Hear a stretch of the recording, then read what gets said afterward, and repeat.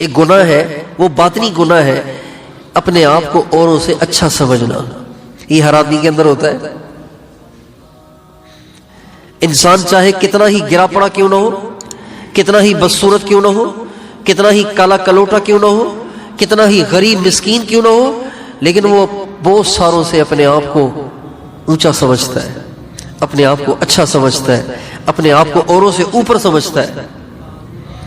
یہ باطنی برائی ہے اور یہ اللہ کو بہت ناپسند ہے. اتنی ناپسند ہے کہ ہمارے نبی نے فرمایا لا يدخل الجنت من کان فی قلبہ مثقال حبۃ خردل من کبر، جنت میں نہیں جائے گا بلکہ جنت کی بو بھی نہیں پائے گا، جنت کی خوشبو بھی نہیں پائے گا وہ شخص جو اپنے آپ کو اوروں سے بڑا سمجھتا ہو،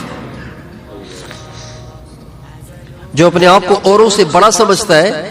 ہمارے نبی فرماتے ہیں جنت تو کیا، جنت کی خوشبو بھی نہیں ملے گی، حالانکہ جنت کی خوشبو 500 سال کی مسافت سے محسوس ہوتی ہے.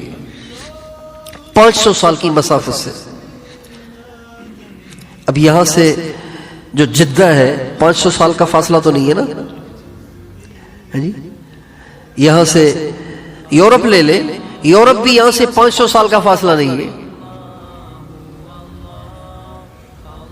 اور دنیا کے آخری کنارے بھی یہاں سے 500 سال کا فاصلہ نہیں ہے. ساؤتھ افریقہ لے لے یا چاہے جنوبی امریکہ لے لے اور برازیل لے لے، یہ آخری ممالک ہیں. فجی آئی لینڈ لے لے، آسٹریلیا لے لے، یہ دنیا کے آخری ممالک ہیں، وہ بھی 500 سال کی مسافت پہ نہیں ہے.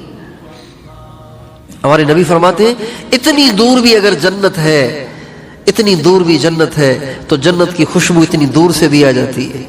لیکن اپنے آپ کو اوروں سے بڑا سمجھنے والا، یہ اندر کی چیز ہوتی ہے نا، اندر ہی اندر میں انسان اپنے بڑا ہونے کی کھچڑی پکا رہا ہوتا ہے.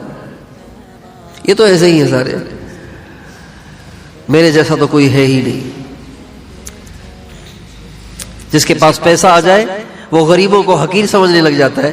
جو 4 نمازیں پڑھنے لگ جائے، 5 نمازیں پڑھنے لگ جائے اور کبھی تہجد بھی پڑھ لے تو کیا ہی بات ہے، تو پھر وہ اوروں کو حقیر سمجھنے لگ جاتا ہے، اوروں کو بدکار فاسق فاجر سمجھنے لگ جاتا ہے.